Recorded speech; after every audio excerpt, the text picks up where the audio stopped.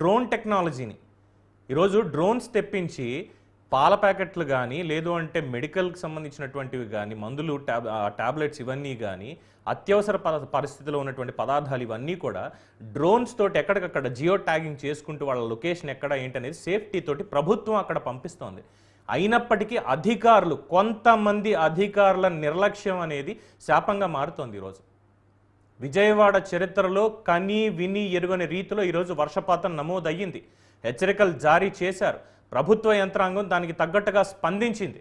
ప్రతి ఒక్కదానికి clear cut updates అనేవి ఉన్నాయి.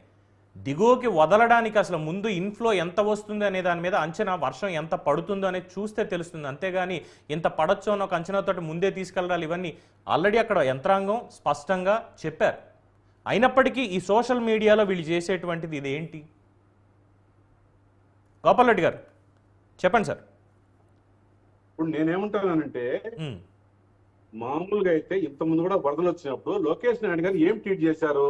బోటు గేట్లు అడ్డబెట్టేసి చంద్రబాబు నాయుడు ఇల్లు మునిగేట్టుగా చేశారన్నాడు. అది సాధ్యమా? ఎందుకు ఆ రోజు అంత చౌకబారు ఆరోపణలు చేశారు?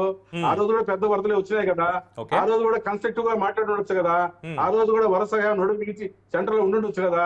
ఈ రోజు మీరు ప్రభుత్వాన్ని సమర్థిస్తూ ప్రతిపక్షాన్ని ఎడగడుతున్నారు మీరు మీడియా పరంగా. ఇప్పుడు సోదరులు ఎవరు మాట్లాడినా నాకేమి ఇబ్బంది లేదు. వాళ్ళంటే వాళ్ళ పార్టీ స్టాండ్ వాళ్ళు మాట్లాడతారు, వాళ్ళు మమ్మల్ని కారణం చేసే ప్రయత్నిస్తారు. వాళ్ళ ప్యానెల్ కూర్చాక ధర్మం. మీరేమంటారు? న్యూస్ 360గా ప్రభుత్వం బ్రహ్మాండంగా చేస్తుంది అన్నప్పుడు ఇంకా మనము సమాధానం ఉండదు సార్ నేను చెప్పేది. అంటే ప్రభుత్వం మంచి చేస్తే ప్రభుత్వం మంచి చేస్తే మంచి అని చెప్పకూడదు మీడియా అనేది మీ సిద్ధాంతం అంటారు, అంతేనా సార్? ప్రభుత్వం మంచి చేస్తే మంచి అనేది చెప్పకూడదు అనేది మీ సిద్ధాంతం అంటారు. మా సిద్ధాంతం మంచిదని కాదు. మీరు అదే అంటున్నారు కదా మమ్మల్ని. నేను మొత్తం నిద్రపోయిన ప్రభుత్వం. సరే, సూటిగా ఒక ప్రశ్న అడుగుతా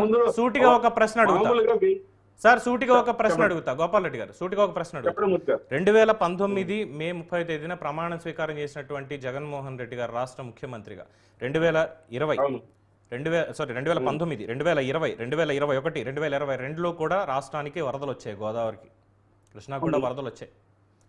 ఏరియల్ సర్వేలు చేశారు తప్పితే ఏ రోజైనా వరద ముంపు ప్రాంతాల్లోకి ముఖ్యమంత్రి జగన్మోహన్ రెడ్డి గారు వెళ్ళారా ఈ రోజు దాకా? అదే జగన్మోహన్ రెడ్డి చెప్పండి, అంతేనా? మీరేమన్నా వెళ్ళారా అని అడిగాను, దానికి మీకు తెలిస్తే చెప్పండి. ఎస్ఆర్ మీరు ఇంకేమైనా అడిగట్టు అడగండి, ఒకటిసారి చెప్తాము. మళ్ళీ అదే ప్రశ్న అయితే పర్లేదు అని చెప్పేసి అదొకటి. తర్వాత ఎందుకు అలసత్వం? ఇప్పుడు ప్రభుత్వం వెళ్ళింది, ముఖ్యమంత్రి వెళ్ళారు, ముఖ్యమంత్రి వెళ్తే ముఖ్యమంత్రి నివాసం మునిగిపోతుందని ఇంకోటన దాని మీద ఎందుకు? ముందుగో ఇక్కడ ఇంత వరద వచ్చింది సార్, ఇక్కడ మనం ఇలా చేయాలి, ఇక్కడ ఈ ప్రాబ్లమ్స్ ఉన్నాయని మీరు దాని మీద కాన్సన్ట్రేట్ చేయకుండా మీ కార్యకర్తలు సోషల్ మీడియాలో ఇష్టం వచ్చినట్లు ఇచ్చేస్తూ ఉంటే ఎవరున్నారు? మీ నాయకులు గ్రౌండ్ లెవెల్లో ఉండి పనిచేసినటువంటి వాళ్ళు ఎవరో ఒకసారి ప్రజలకు తెలియజేస్తారా?